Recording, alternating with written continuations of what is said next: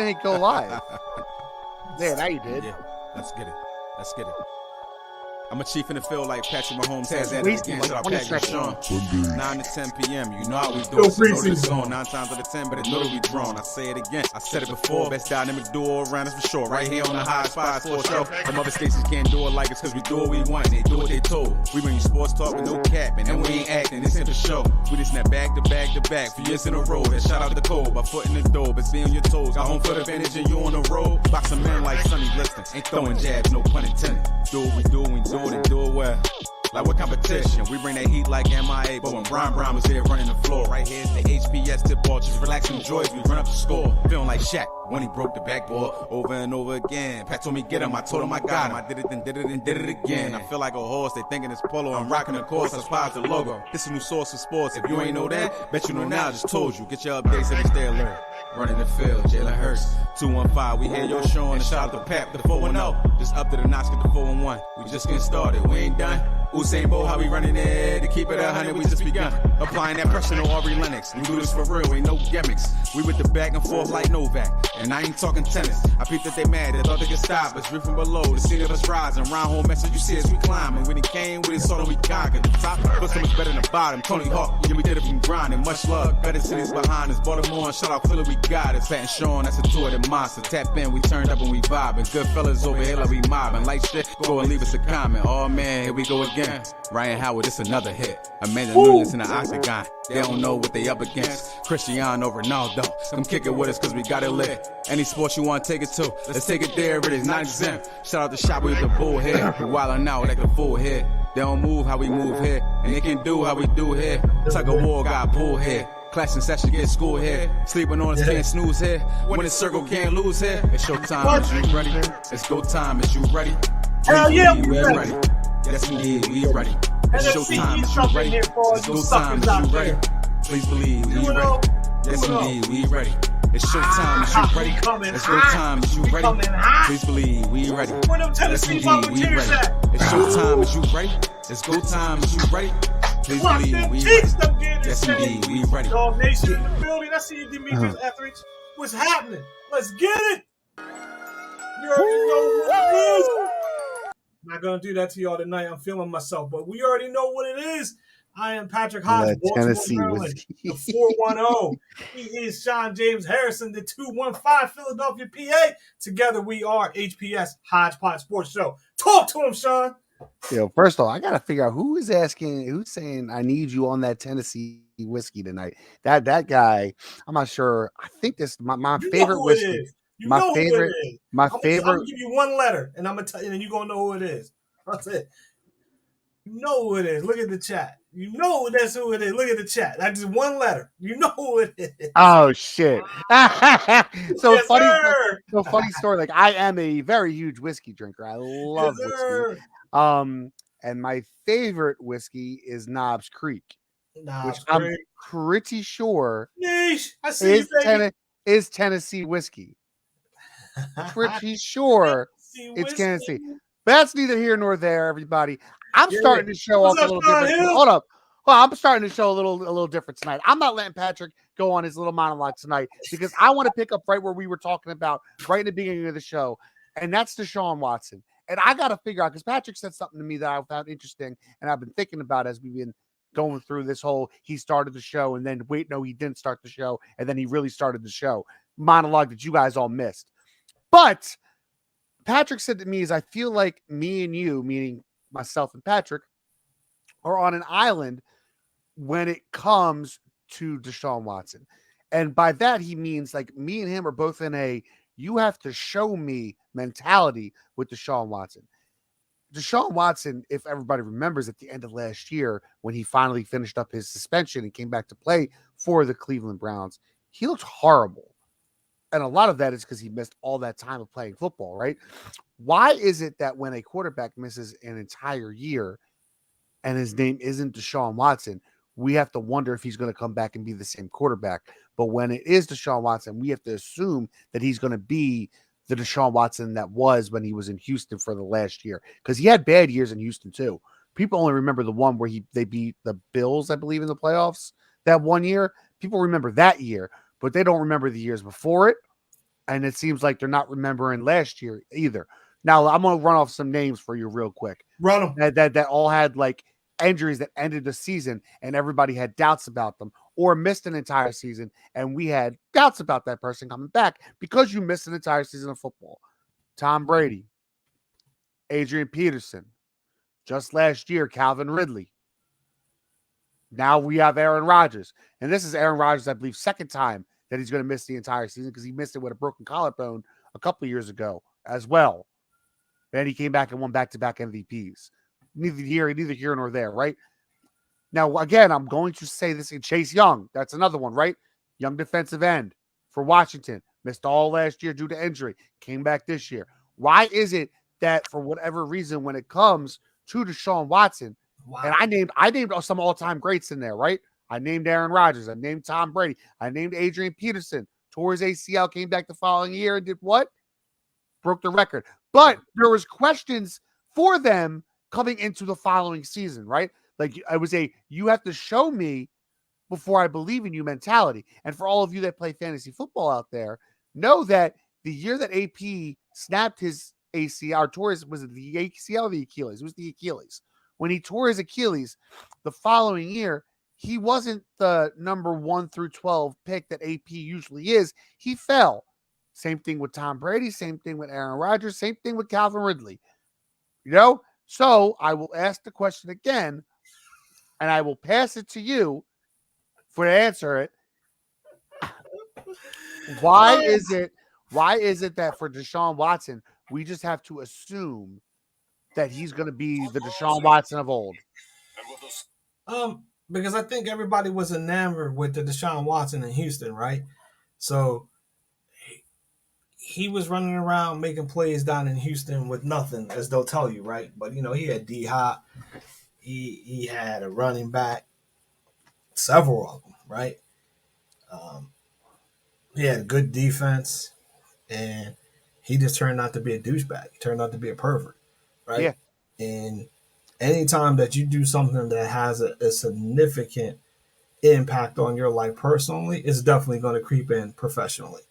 And to piggyback off of them you mentioned, look at Tom Brady, right? Tom Brady was going through a divorce. I don't know how many of y'all ever went through that, but that's some stressful stuff. Mm-hmm. And look how his last year ended, right? It makes a difference, man. What up, Drake? Oh, of course, Corey, we can talk about that epidemic, man. But I think everybody wanted to give that young man a pass, and everybody just always had him on this pedestal, right? I always thought that Deshaun Watson was a very good quarterback, but I never thought that he was in the top tier of the elite quarterbacks. I don't know why. I just never thought that. I think that, he did some things that other quarterbacks couldn't do, and he probably had more success than other quarterbacks did in Houston, right? But sometimes circumstance places everything. Mm-hmm. I remember having a conversation a couple of years ago about this, and it was Brian Jones. There was a couple other people, you included, were telling me that Deshaun Watson would be a better quarterback for the Dallas Cowboys than Dak Prescott. And I took everybody to task, right, on that. And I said, I'm not saying that Dak is a better quarterback, but I'm saying for the Dallas Cowboy franchise, Dak would be better, right? And it's proven to be true on two fronts, right? You can't be the quarterback of America's team out here rubbing booties trying to get anal sex from massage therapists, right? No, you just can't do that, right? It's not allowed? No, it's not allowed. I mean, they can go to the White House and do things like that back in the 80s and 90s, but that particular kind of activity is frowned upon in most establishments and most organizations, right? But yes, Dre, it does take a toll on you emotionally, right? But that being said, I think it's something that you said right at the beginning, right? You and I are now from the show me state. We are permanent residents of Missouri when it comes to Deshaun Watson. Mm-hmm. We're not saying that you can't get back to where you were because you got a lot of talent around you to get you right back up there. But we just want to see it, brother. That's all. And in order to everyone to forget about what's the transgressions that have happened off the field, that's what you're going to need to do. You're already in a city that's not really a sports capital, so to speak, right? It's a big city, but it's not It's not your Boston. It's not your New York. It's not your LA, right? So you can live your life. You can do what you need to do, and you can get this, right? And for the city of Cleveland, they need it, right? Like they need for the Browns to do something, if that makes sense. You know what I mean? Like there's certain organizations out there that you emotionally pull for, right? You know, because they haven't done anything. Like everybody's on the Detroit Lion bandwagon. Away, they lost the day. But you know, we still want to see them do well because they've suffered, right? You know what I mean? Like everybody was like for the Cubbies when the Cubbies finally got back, you know, and they won the World Series, right? You know, Steve Brown, right? So there are things, you know, there are things there, but it is what it is. It just goes right back to what you said, right? Show me, man. Listen, man. This group is on fire tonight. I see you, Fred Gutierrez. What's up, Eagles? I think that's to you, Sean, because I can't see. No, I'm not an Eagle motherfucking fan. Let's go. EAGLES. Eagles. Let me tell you something. Sorry. Let me tell you something, right? I was sitting here last night. You know me. For those that don't know me, right? I'm a big baseball fan, right? So you know everything for me revolves around the MLB. So I'm sitting here and I'm watching the Phillies just to continue the destruction of the St. Louis Cardinals, right? Oh, they're killing them. I happen to look up at the score and see that Tennessee's up, right? I mean Tennessee's down to Florida, right? And I'm like, oh my gosh. I'm like, if this score holds, our group will never be the same for 365 days, right? Now, you know in this household, right? You know we're Penn State fans, but you know our rooting interest is with WVU because I'm married to an alumna of WVU, right? They just happened to have one of their biggest games of the year last night, the backyard brawl, right? Against Pitt, right? Which so they won. we flipped to that, right? And it's like they doing the thing, right? You know, they got the eat shit pick thing going and all that, right? Wifey's loving it. You know, we in here laughing. Go back. It was like, look, I got to flip back to this Florida game, right? You know, you got the cool function on the TV with Xfinity, Comcast, whatever. You know, you hit the little button, you can get all the scores. And I'm just sitting here and I'm like, oh my gosh. I'm like, this is really happening, right? this is really happening. And I was so happy for Corey Cagle on a personal level because of the abuse that he's taken from certain members that will remain nameless because I don't need to mention their names to get ratings our little podcast that we do from the confines of our mansions, right? Right. I'm glad you got it, right? So, but for him, I was extremely happy for him, and I got Dre. I was like, hey, Dre. I went to LaDonna first, but then I forgot that she was having some issues, you know, with the cell tower and all that. I was like, Dre, can you do me a favor? Can you please change the HBS logo to something for Florida Gators, right? And he's like, you sure? And I'm like, yeah. And I'm like, well, shit, let me tell Sean what's happening, right? So I already made the executive decision what was going to happen, knowing that you was going to be on board. So I told you, I was like, hey, look, I had Dre change the logo, right, for us for this week, right? You know, for a couple of days because. And the thing that's funny about this, right, is that he told them, he said, listen, do not act like Tennessee is not supposed to win this game. But if Florida lucks up and wins this game, you're going to hear from me for a whole year. I saved every message, every post. I saved all the voicemails that y'all did to me for the last year. Man, that's why I put on the page, right, that this is going to be the best troll job ever. And I just want to prepare you all you new people and everything. College football rules the group here, right? Especially the SEC talk. It is absolutely amazing, comical, all at the same time. It's a beautiful sight. It really is. I hope you guys can enjoy the banter that goes on amongst Georgia, who has all the bragging rights in the world right now, Tennessee, who's the stepbrother of Alabama and Georgia, and our Gator fan. And I know Florida State's not in the SEC, but we got them. But here's the thing, and I say this to you every year, every time. I just want to know where my LSU fans are, because we have the biggest population of LSU fans in this group. There is no more fans at any other team, college, major sports than LSU. I just want to know where y'all at. That's all I want to know. I just want to know where y'all at. Well, let's be real. I mean, we just called Tennessee the cousins of Alabama and Georgia. I mean, LSU had a nice run 3 years ago, but they are the distant cousins. But I will say this though. I will say this to Georgia Nation. Please don't mess around and let somebody from the Big Ten win a national championship, because this face will be all over you. Will be all over. I will not stop, because I've had to hear for the last 3 years that SEC rules, all this nonsense, and I try. I seem like I'm the only Big Ten fan that tries, and if they're getting beat down by 12 people at once, I usually just bow the hell out. I'm like, forget it, man. I'm done. The Big Ten is just as competitive as the SEC, and I will go down to the day I die saying that. The Big Ten is just as competitive as the SEC. The Big Ten has more teams that are ranked right now than the SEC. But I digress. I'm sorry.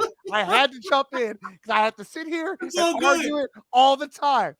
Michigan, Ohio State, Penn State are always top 10 teams every single year, and they get no respect, no love ever. But yet, those three schools produce just as many NFL players as Bama, Tennessee, and freaking Georgia, but get no respect or love. And I'm tired of it. Tired of it, man. By the way, Penn State's say it with your chest. Say it with your chest, Sean. Say it with your chest. We're 3-0. We finally got a 5-star quarterback.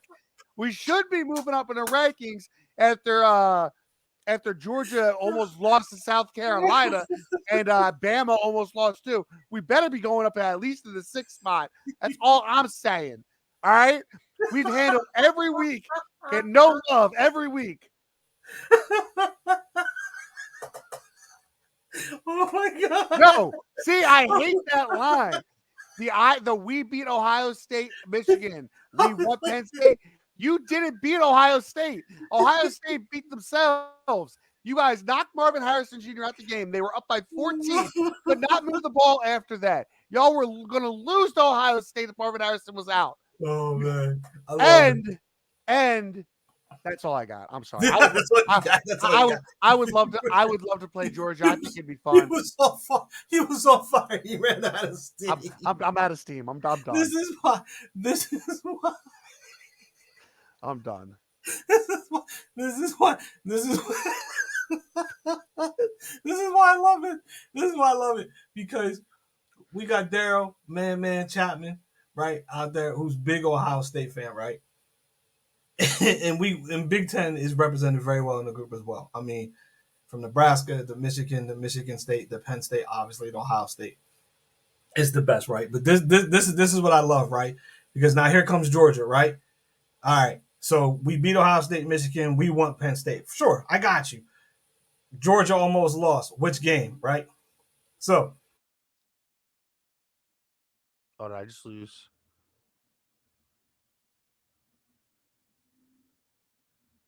It just can't happen, right?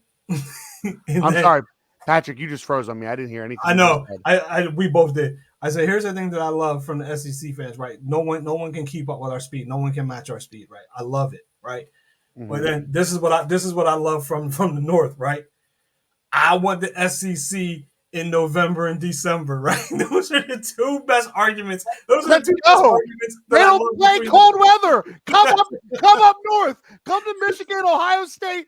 Go to Michigan State. Go to Penn State in November or December when it is 25 degrees outside and it's not 79, 78 and sunny while you guys are just chill, nice and warm with short sleeves. While our guys have warmers in their hoodies, trying to stay warm on the sideline. They don't know nothing about cold weather games. This is what I love. This is what I love. I love this part. And then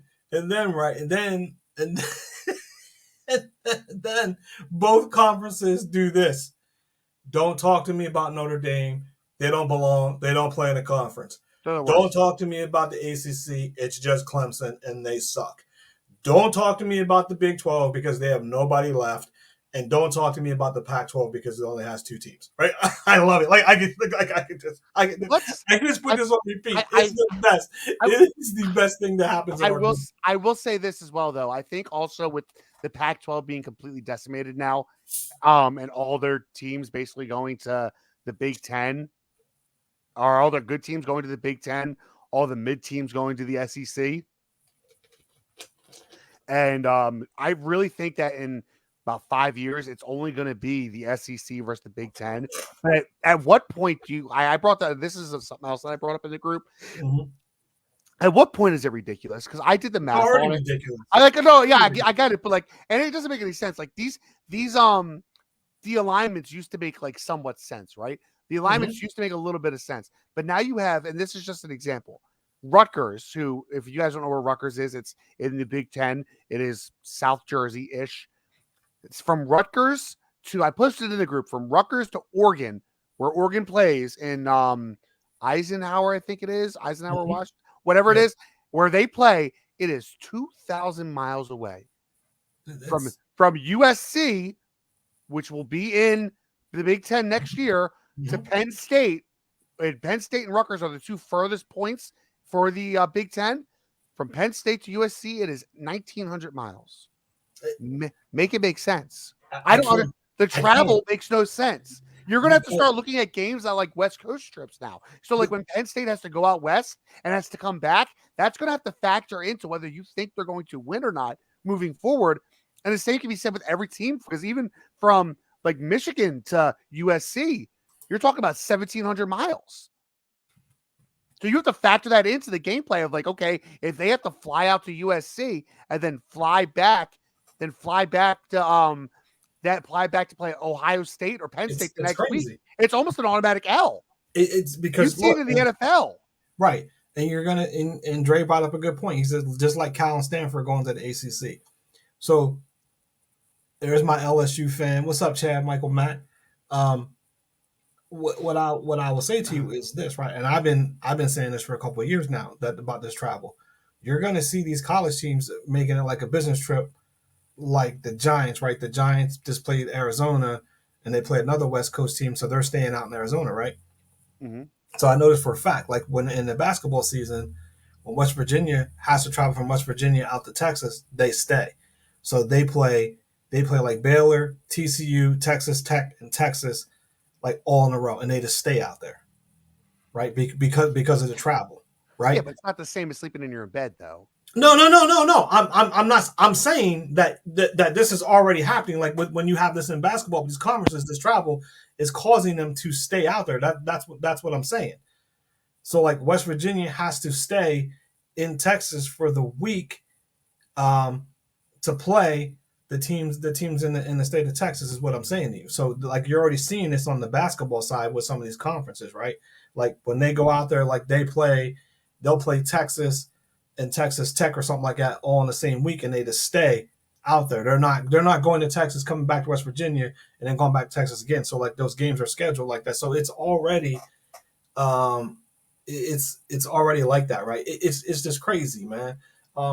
College sports is just going to be the death of everything, right? It's gonna raise gambling. It's gonna cause people to lose their minds. It's just out of control, man. Like it just feels like it's running to no governance, right? Like our boy Keith McLaughlin will tell you already how like it's the most corrupt organization there is, and like how the college football playoffs really aren't sanctioned because nobody's approving them. Like you got to listen to him talk about this and let him break it down to you, because it's absolutely amazing the facts that he drops on this when he talks about it, and it's just amazing. But you know, the college football season has been amazing thus far, right? and I saw somebody say they don't know who the real number one team is. You know me. I take the same approach in my professional sports or my collegiate sports, right? The number one team is the champion until they ain't the champion no more, right? If you don't know who the number one team is, just look down south. They're the team that wear red and black, and they got the little G on their helmets. They got the Green Bay G, but in black on their helmets. Right? Yeah, That's the number one team. Until someone beats them, it doesn't matter. It's easier to say that in football than it is in college, though. For sure. But don't get caught up in these spreads, right? Because so and so was favored by 89. They only won by 17. They struggled. Don't forget, there's a lot of pride on the other sideline, right? Yeah. These kids want to knock off these big guys, right?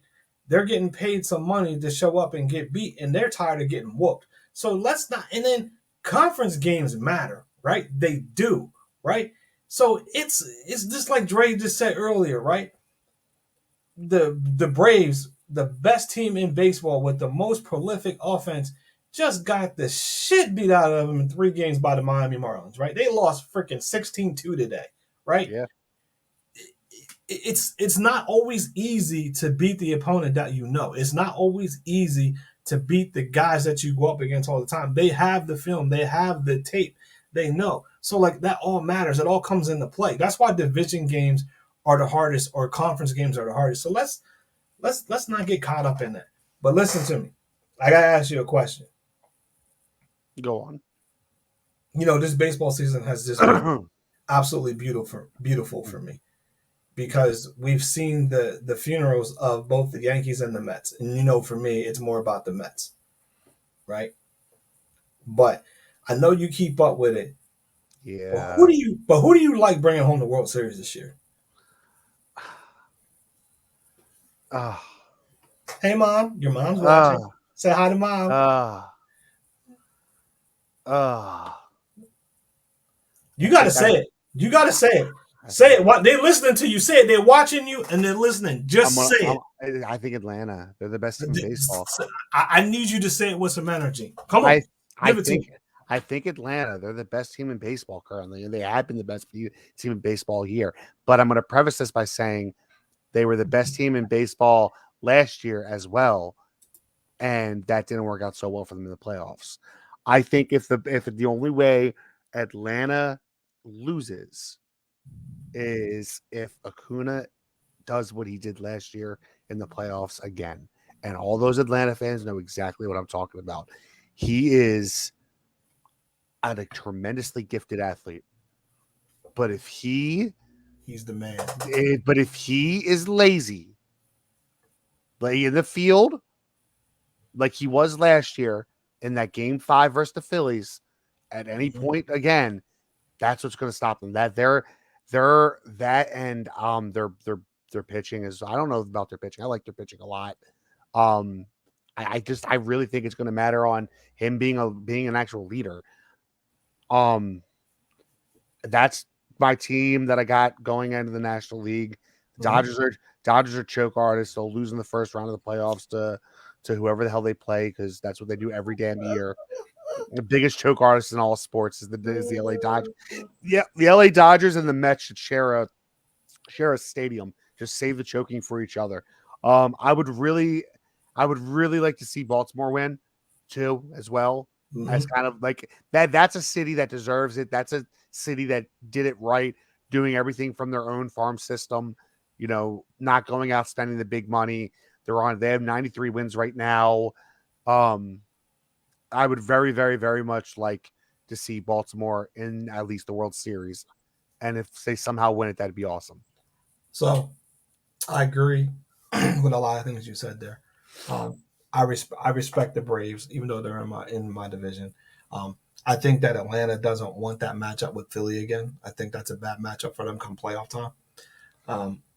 And I know for a fact Philly doesn't fear Atlanta, and Atlanta doesn't fear Philly. And I think Atlanta wants that matchup to prove that last year was a fluke. But I think the teams that get the bye will be better prepared last year. It seems like the teams that had the byes last year weren't prepared, right? Like because they have the advantage, right? They get to start off with their 1-2. Yeah. Doesn't matter how good their 1-2 is, but you're still getting the next team's 3-4 or 4-5. So those are games that you should win. And here's the thing, and I understand where Atlanta fans are coming from on their pitching because their pitching is good. You got a good 1-2, right? However you want to look at it, Fried, Strider, Fried, whatever your 1-2 is, that's a good 1-2. But after that, it gets to be a little suspect with Morton, right? Elder, he's young, and then you got Kyle Wright, and then whoever else. The problem with Atlanta, and they will tell you this, is their middle relief. That's where they're vulnerable, right? Like Iglesias, he's a stud, right? He's like every closer. He's not going to be perfect, right? But all you need him to do is not give up any more runs to lose the game and get 3 outs, right? See, I don't get caught up in the clean inning, right? If my team is winning by 2, Kimbrel gives up a solo home run, I can care less as long as he's getting 3 outs before the game's tired and we lose, right? The bottom line is who gets 27 outs first, right? So you what I really want to see, what I honestly, and this is just the baseball fan in me, I really do want to see an Atlanta Braves LA Dodgers NLCS because I do believe that those are far and away the best 2 teams in the National League. Like, but I will say this though, right? Is as much as the matchup for for Atlanta will be Philly, the Dodgers do not want to see the Milwaukee Brewers. And I say that because that's the team with the pitching. Like that's the team with the pitching. They don't have a lot of offense, but that's the team with the pitching. That's the team that catches the ball as well as Atlanta. See, Atlanta may be able to bang your brains out of the ballpark, but I don't know if that offense will carry over to the playoffs because you don't see offensive explosions too much like that in playoffs, right? It really comes down to pitching and defense, right? So that's the knock on the Phillies, right? They don't play that perfect game, and I think for them to go on the run that they went on last year, things are going to have to go perfectly for them because they don't play that perfect game. But what I will say, though, that makes Philly better this year is Trey Turner. The Trey Turner that we're seeing now, because they didn't have that last year, right? So they didn't, but they had Rhys Hoskins last year, who was dynamite in the playoffs for them. He was, but Rhys Hoskins is Rhys Hoskins. Now, Philly would be better this year if they had Rhys Hoskins line up as deep. So here's the thing. Here's what I'll tell you. And anybody that pays attention and watches baseball, the 2 best offenses that are going to be in the playoffs are coming from the NL East. You do not want to have to go 1 through 9 with the Braves, and you don't want to have to go 1 through 9 with the Phillies. The bottom of the Dodgers lineup can be pitched to. Everybody else's lineup can be pitched to. Everybody else that's coming in is young. They're not going to be ready. Very rarely do you see the young teams in baseball just come in and go all the way, right? And that's what's gonna hurt Baltimore at the end of the day. So Baltimore has the best record in the American League, and I got to see them play up close and personal the other night, right? And they made a fundamental mistake in that game that I fully put on the manager that cost them another run, right? So again, Tampa Bay's not scared, but all Baltimore had to do is what they did. All they had to do was split that 4-game series. Mm-hmm. Tampa Bay came in 2 games behind. They left 2 games behind. That's all you needed to do. You didn't right at a minimum. That's all you needed to do. You lost the first 2, you came back and you got the next 2. But I'll say this, right? And like anything, right? The primetime players always rise. The cream always rises to the top, right? Until someone beats Houston, Houston is it for me. So I'm going to hop in here. Go ahead. And I'm going to tell you something that you might not like to hear. Go for it. And you're going to disagree with me, but I don't care. Probably. If I'm any team in the NL right now, mm-hmm. I would want to play the Phillies. No, you don't. Oh, please let me tell you why I would want to play the Phillies. Tell me why. You tell me, and I'm going to tell you why you don't. Okay. Please tell me who your best 2 starting pitchers are right now. It's going to be Zach Wheeler and Ranger Flores. Though that's going to be your 1-2. You're not going to put Nola as your number 2? No, that's not what you asked me. You asked me who the best two pitchers are right now. You're right. I said right now your best two pitchers. So Correct. realistically, Suarez is your fourth in your rotation, correct?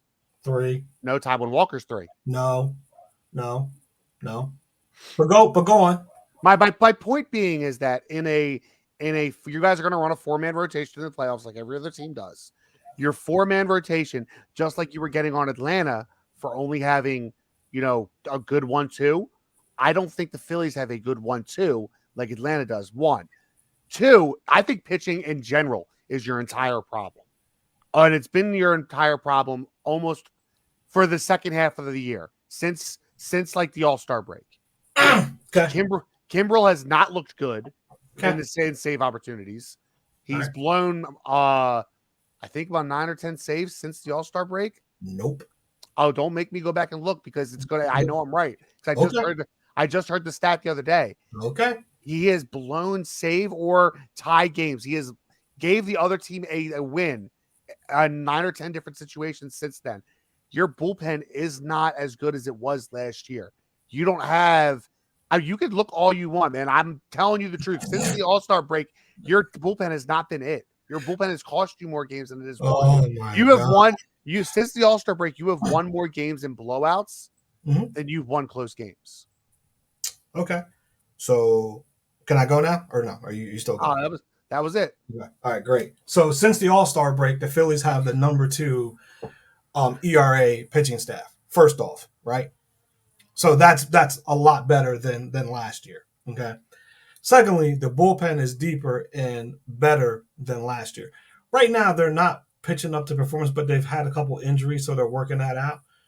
But the starting rotation going into the playoffs this year is better than last year. Think about that for a second. You had Zach Wheeler and Aaron Nola 1 and 2, and you have Ranger Suarez doing a hybrid role of starting and relieving. We didn't have a 4 starter last year in the playoffs. This year, we have an option of who number 4 could be. So you can run out Walker, you can run out Sanchez, or you can run out Lorenzen. So that's just cap right there that the pitching's not better. Secondly, the offense is dynamite. The offense has been on fire since the All-Star break, right behind the Atlanta Braves, right? The only thing that drives me nuts about this team is they don't play the perfect game. Like I said, they don't catch the ball very well, right?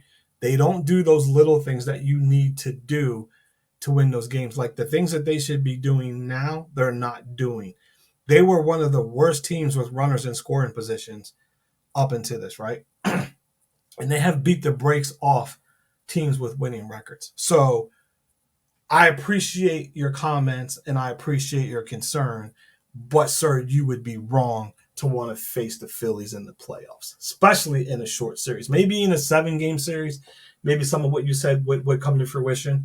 I would think that I would give the edge to the pitching, to the Braves in a 7-game series. I wouldn't give it to the Dodgers because the Dodgers don't have anybody outside of the young kid in Kershaw. I definitely would give the edge to Milwaukee with their pitching the whole way through over the Phillies. But you got to understand something as well. You've been around sports long enough and watched sports long enough, especially with baseball. You know, your team that you root for is one of the best teams in history, right? You know, you've watched them win championships in a multitude of ways, right? There's something to be said for experience. These guys were there last year. They know what it takes to get it done. They got 1 more year of experience. And the moves that they're making right now with playing some of the younger guys will bode well for them in the playoffs with the defense, so that's going to help some. So I don't think that they're going to go on that run that they went on last year, but it would not surprise me if they did. I'm looking at a rematch of 2 years ago. I'm looking at a Houston and Atlanta World Series matchup. That's what I'm looking at. Real quick, when was the All-Star break? July 15th, I think, somewhere in there, mid-July. July 15th. All right, so just to pad my own stats here. Sure, because you told me I was wrong. So you are wrong. Okay, Kimbrel's last 30 games, he's 2-5 with 8 blown saves. Okay, that's literally that's the main person I was talking about. Okay, the person in your closing role has been playing horrendous. He's been playing horrendous. Okay, I mean, that's the last. You can say what you want. All I know is last 30 games, right? 14 games over 500. A four game lead in a wild card spot does not sound horrendous to me. So when it happens this late in the season, it should be worrisome. It's not worrisome. Why would it be worrisome though? Because you're saying so what you're deducing is from that is that only one person can close out games, right? That's what you're telling me. No, what I know for a fact there are 4 bona fide closers in my bullpen. Not 1, not 2, not 3, but 4. I'm telling you that at the end of games in playoffs, the person that's going to get the ball, his name is Craig Kimbrell. Future Hall of Famer Craig Kimbrell. That's fine. I'm not disrespecting it. I'm telling you facts. So let me ask you this. If this was the Yankees, so that's what you're saying. Facts, right? Because he's blowing 8 saves or whatever. If this was the Yankees, I would be worried about my closer. Has to do with the playoffs, Mr. Numbers. Tell me what that has to do. As it leads into the playoffs, it means tell me what it has to do with the playoffs. Because last year our bullpen was terrible, but yet they still made it to the 6 games in the World Series. So tell me what. I know you wanted me to say. You want me to say nothing. I know that's what you want me to say. No, I just need you to translate your numbers, your stat padding to the actual stat, because it goes back to this. What I always say to you, right? Numbers don't tell you the whole story, right? You watch baseball, you watch any sports with your eyes, just like I do, right? If you want to rely solely on the numbers, be my guest, right? I don't go that route, and you know that. So anytime that you throw numbers, it's always going to come back to what have you seen, what plays, right? That's the biggest part, right? Numbers don't mean jack in the grand scheme of things, because I can go back to any point in the season and make those numbers look better or flip them to my favor. That's why I don't do numbers. So because you said from the All-Star break to now, which is valid and is a fact, but what does that have to do with the second season? Because it's leading into the second season. They don't take a break in between the now and the postseason. They continue to play through it. So if you continue to play through it, and you're struggling, most people don't just flick the switch and turn it around. Most people don't flip the switch and turn it around. It's a very rare. Hold on. No. I need to dissect what you just said right there, because this is what we're doing here, right? Most people don't flip the switch. So, how many times, you name a sport, you pick any sport you want. Fuck, you can pick pickleball if you want to. How many times have you seen players flip the switch? There is one guy out there that everybody likes to talk about, says that he's going in playoff mode, for an example. So you're telling me that you haven't seen most athletes or any athletes raise their game in playoffs. That's what you're telling me. Not when they've played bad the entire year, to where they when they raise their playing ability to go above and beyond. Okay, be careful here, because you're setting yourself up. I know I'm not, because you didn't let me finish. I was going to say, I don't need to let you finish. It is an anomaly. It is an anomaly. It is an anomaly when a player has a shitty season. It's an anomaly. So it happens one every 50 players that it will happen to. You don't play shitty for an entire season, then all of a sudden go into the playoffs and go, oh, you know what? It's time to play now. I guess I'll stop fooling around. I don't know what we're talking about here. I honestly don't. I have no idea what we're talking about here. You and I host a sports podcast show, and you just said to me that basically what you're saying to me is that you've never seen a player struggle all year long and then have a freaking fantastic playoff run. You've never seen that. No, I didn't say that. I said you did say that. That's exactly what you said. No, I said I tried to stop you from going on that. It's an anomaly. I said it's an anomaly, and it happens like 1 in every 50 players. Now we want to play the word game, and it's an anomaly. Okay, all right. So it happens 1 in every 50 players. Okay, I can't with you on that. We will chalk this up to agreeing to disagree there, because there are too many examples in every sport where somebody has struggled and absolutely had a fantastic playoff run. I just don't know what to tell you there. Mine is blown that you even said that to me. Name one. Wow. Holy shit. Can't believe you said that. All right, picks. NFL picks. What you got for me? Give me a second. I got to pull it Yes, up. sir. I'm never ready. See, even your mom agrees. Phillies had a bad year last year and did great in the playoffs. See? How do you have a... See? Never mind. Phillies didn't have a bad year last. Oh, whatever. Thursday night game. Giants Niners. Oh, that's who they play? That's why they're staying in Arizona?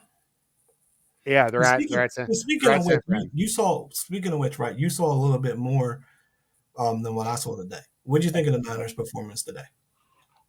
They're good. So here's the thing, right? They're good, but I don't know how good the Rams are yet. That's a good point, Sean. I don't know. Like, are the Rams a good team, or did the Niners struggle against a mediocre team? You know what I mean? Okay. Sure. It's too early to tell, and plus the Rams don't have Cooper Kupp. So that game, if the Rams have Cooper Kupp, you know what I mean? Like, that game may have been able to swing the other way. I don't know. So that's a good point. No, that's a good point, bro. So let me ask you this, because you and I talk about this a lot, and we touched on this earlier. Do you think that since it was a division game, it was a tough game too? Yeah. Okay. Yeah, definitely. So let me just ask you something, right? Because we didn't talk about this. Were you surprised about how Dallas destroyed New York last Sunday night? No, because I think New York's a dumpster fire. Okay. Fair enough. Now, granted, like they were losing 28-7 before they came back and won today. I know. And they keep that with a great, but again, that's Arizona. We expect them. We expect Arizona to be one of the worst teams in football this year. It's crazy because I try to stick to the quarter rule, right? Like I tend to just take a look at the first 4 games, and then and week 5 is when we get going though. Right? Yeah. So like everybody's talking about like Philly, like, oh, they don't look this, they don't look that. They went to the Super Bowl last year. They got 2 new coordinators. You and I talked about this last week about how there might be a little bit of growing pain until they get this worked out, right? Yeah, and Jalen Hurts didn't play the preseason, so I mean, like, exactly. It's very hard to tell right now at this stage of the career, in this season, who is who. We've seen plenty of teams start off going 3-0, then wind up not making the playoffs. You know what I mean? But here's the thing. Yeah, no, we have. But here's the thing: the teams that are 0-2, they're in trouble.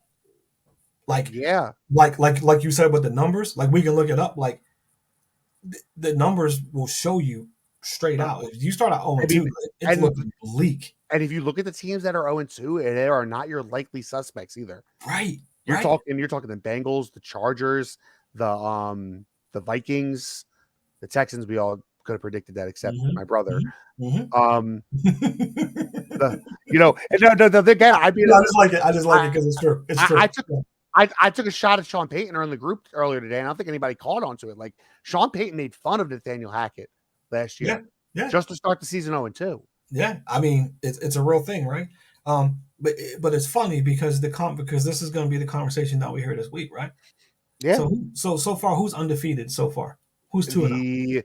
The Niners, the Ravens, the Commanders, the Falcons, the Eagles, the Cowboys, and the Buccaneers. But the Eagles and the Cowboys, or the Eagles and the Buccaneers play each other next week, so one of them is going to walk away with a loss. And that might be a better game than what we think, right? I mean, I'm still taking Philly, but it might be a better game than what we think. And yeah, I mean, the Bengals being 0-2, I think, is the biggest surprise of the year. So I'm gonna say this to you, right? You asked me this last week, right? And I told you that this year, I'm gonna have a lot of things to say to some people.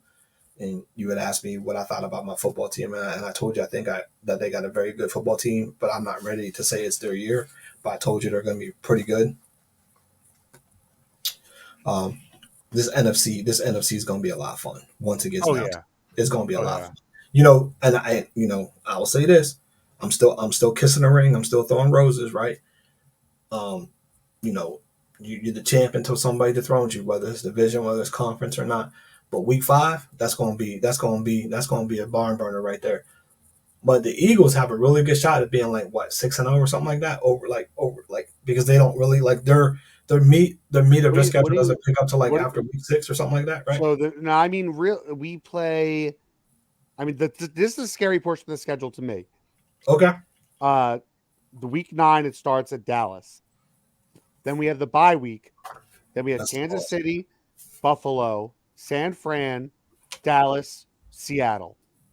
That's And tough. that's 11, 12, 13, 14, 15.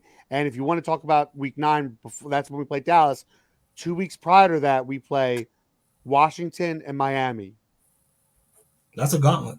Yeah. We have so basically the way I'm looking at it, I don't think the Rams are tough. I don't think the Jets are good. So from week 7 to week 15 will determine our season.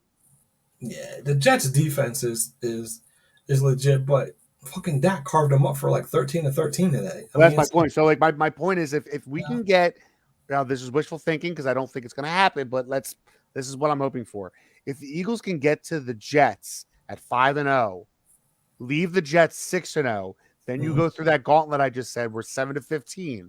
That's what's going to give them the most trouble. If you could walk away from there with 10 wins, like get yourself up to 9-10 wins through that gauntlet, then you're making the playoffs no matter what. And then you finish the season off with Giants, Cardinals, Giants, which in my mind is 3 wins. That gets you back to 13. 13 might be enough for the number 1 seed. And it should be enough for the division. Should be. So that's where my headspace is at with it. But I got a lot to. Jalen's got a lot of showing right now to do. All right. I sent you a private message that I think you may have saw or may not have saw, where I went back to calling him Walmart Lamar. Did. Yeah, so he's got a lot. He's got a lot to show me before he gets that back. But anyways, let's do these. I'm taking the Niners. I'm taking the Niners. I am as well. Ravens, Colts. Come on, I can't go against the home team. Ravens. Chalk. Titans, Browns. On the short week, where's that at? Cleveland. Give me the Browns. Chalk. Broncos, Dolphins. Dolphins. Chalk. Patriots, Jets. Where's it at? New York. Somebody's going to be 0-3 after that game. No, Jets had a win. Oh, that's right. They beat Buffalo week 1. I'm going to take the Jets. Fuck you, Chalk. I thought you were going to take the path. No, I think I'm going to take the Jets. I mean, I like what they got on defense, and I think Zach Wilson can do enough things that he should be able to beat New England. I'm going to say something too about the Jets game today against the Cowboys. Is there was a point in that game where Sauce Gardner should have had a pick 6. Should have, could have, would have. I know, but just hear me out, right? Like he should have had that pick 6, and that I think would have swung momentum a little bit. A little bit. And ever since then, the Cowboys took off. Yeah. Anyways, moving on. Bills. Because that game, no, that's a good point. Because that game was closer a lot in the first half. Than it was a lot closer, and I think when Sauce, he was looking at the end zone before he caught the ball. That was his biggest thing. If he would have caught that and ran it in, that would have been a 7-point swing or 3-point swing, and they would have made it 17-14 Jets versus what it was currently. It was 10-7 Cowboys, right? Or 14-10 Cowboys. Whatever it was. I remember it would have put the Jets in front. I don't think it would have put them in front. I don't think the Jets had scored a touchdown yet. Did they get the Garrett Wilson one?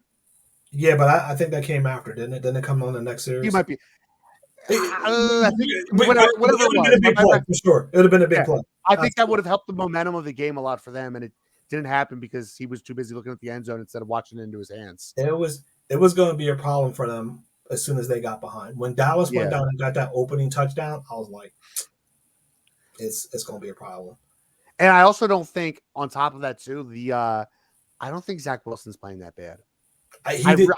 I really don't think he's playing that bad. Like I said, I didn't get to see it because of my market. I had the Commander, so I was trying to keep up with it as best I could on the red zone and on my phone, so I couldn't see everything. But his numbers really weren't good, man. His numbers weren't good. Like I said, numbers aren't everything. But when you end the game with 3 picks, that's tough, especially when that's your thing, right? When that's your thing, right? That you do. What I'm saying is the thing about him is like when he gets pressured, he gets frazzled and makes these mistakes. I was listening to the one that he threw to Diggs, and that just looked like a bad throw, right? It was the end of the game, kind of Yeah, like he was trying to so force like it I don't down. put too much put no stock in that, but like the Dallas defense is just so fast, right? You're gonna You're good. you're good. They're very good, but they've been building this way. They've been trending this way for the last 3 years. So I'm not surprised that they're just good. What what makes them this good now is that they're still young and they got a lot of depth, right? But they still need to be able to stop the run consistently, right? That's what I want to see, right? I'm okay. I'm okay with the way they won today. I would have liked to have seen them get one more touchdown, but I understand that the way they're built, right, is to win this way. Take the ball away, stop you, get points. Whether it's 3,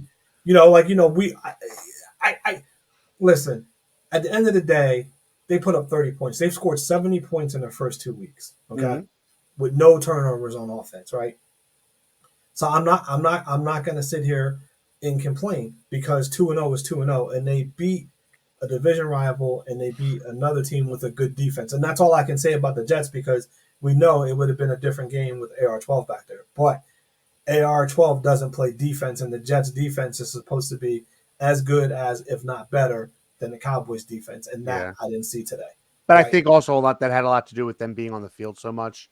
Granted, right? Like we put it on them, and I agree. It's kind of funny, right? Because it looked like, from a statistical standpoint, right? It looked like an Eagles game, right? Remember that's what the Eagles did to everybody last year. They weren't really flashy, right? They just wore you out, right? Yep. Like they just kept the ball, and they just did it on Thursday night. From what I saw at the end of the game, right? Like they were going down and getting them scores. But anyway, let's go into the next one, man. Bills Commanders. Oh, Bills. God, chalk. Falcons Lions. Where's that game at? Detroit. Lions. Chalk. Saints Packers. I'm a Saints. I like the Saints defense. I'm going Packers. Finally, we disagree. I knew it. Texans Jaguars. Jags. Big. I agree. Chalk. Chargers Vikings. At Minnesota? Yeah. I'm going Vikings. I'm going Chargers. Of course you are. Leave me alone. And I'm telling you this. After Kirk Cousins beats the Vikings, Kellen Moore will be named the interim head coach. I don't disagree with you. Panthers Seahawks. Geno Smith. Chalk. Cowboys Cardinals. Chalk. Yeah. Bears Chiefs. Chalk. Yep. Steelers Raiders. Where's it at?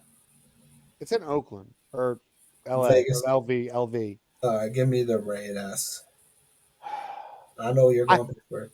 I know. I want to believe in the Steelers so bad, but they're making it hard. I'm going to go Raiders, but I reserve my right to change that after tomorrow's game. That's fine. That's fair. Eagles Bucks. Chalk. How do you know? No, yeah, you're right. Yeah, you're right. No. Rams Bengals final game, Monday night game. I might have to put an asterisk on this one because I got to see if Joe Burrow can play. Right now, I'm gonna take Cincy, but I reserve the right to change my pick. I'm going to. I'm gonna take the Rams no matter what. All right. I'm going Rams no matter what. So you reserve the right to change on the Bengals, and I reserve the right to change on the Raiders. All right. I'm gonna write subject to change. Just write was it right TBD next to it? All right, my man. It's been a great hour, and we said, "Oh, we're gonna stop in 30 minutes, 40 minutes, 45 minutes." Thanks for all y'all that were hanging out there with us, man. Oh, look, I like it. Dre was making picks along with us. Yeah, I saw it the whole time. Yeah, I like it. We'll have to get everybody else in there. And the Falcons are 2-0, mind blown. Ride it out, baby. Ride it out. All right, MLB is coming to a close. We're going to get into that LeBron James PED investigation because I need to hear more about that. Oh, I forgot about that one. Yeah, I didn't. I Yeah. need to hear more about that next week because I didn't know anything about it. So I'm very looking forward to that. We will see you, good people, because Philly plays Monday night, not Sunday night. So we will Oh, see no. y'all. Thank you, Drake. We will see y'all next No, Sunday. we play Sunday night. You play Sunday night? No, I'm sorry, I'm wrong. Monday night. You're Yeah. right. Monday night. Monday Yeah, I was gonna Monday say night. because I was gonna say we'll be back. We'll be back next Sunday night. Thanks y'all for hanging out with us. We appreciate you. Have a good week, everyone. We out. See you guys.